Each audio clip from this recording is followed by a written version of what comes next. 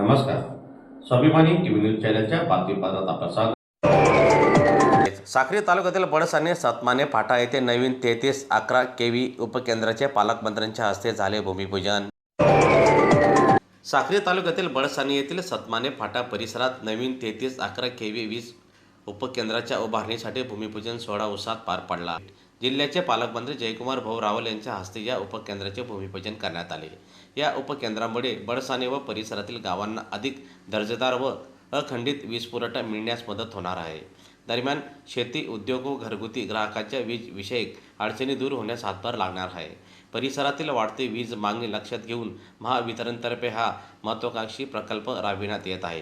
यावेळी लोकप्रतिनिधी, महावितरणचे अधिकारी, पदाधिकारी तसेच ग्रामस्थ मोठ्या संख्येने उपस्थित होते. उपकेंद्राच्या उभारणीमुळे परिसराच्या विकासाला चालना मिळेल असा विश्वास यावेळी मान्यवरांनी व्यक्त केला. आज मला मनापासून आनंद होतोय की शिंदखेडा मतदारसंघातील बडसाने गावामध्ये 33 केव्हीए सबस्टेशनचं भूमिपूजन इथे होतंय. शिंदखेडा शहराला 132 केव्हीएचं आपण सबस्टेशन, मोठं सबस्टेशन हे आणलेलं आहे. त्याचबरोबर शिरपूरमध्ये 220 केव्हीचं सबस्टेशन दहिवदला होणार आहे. आणि मग एकंदरीत धुळे जिल्ह्यामध्ये सर्वांगीण विकासासाठी आपण सातत्याने पालकमंत्री या नात्याने प्रयत्न करतोय. धुळे जिल्ह्यामध्ये सिंचन, शिक्षण आणि उद्योग या तिघही क्षेत्रामध्ये विकास झाला पाहिजे, याच्यासाठी आपला प्रयत्न आहे.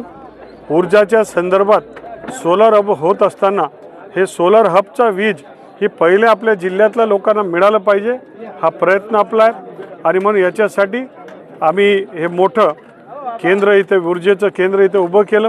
बडसाने गावामध्ये इथल्या जवळपास 12 गावांना याचा फायदा होणार आहे.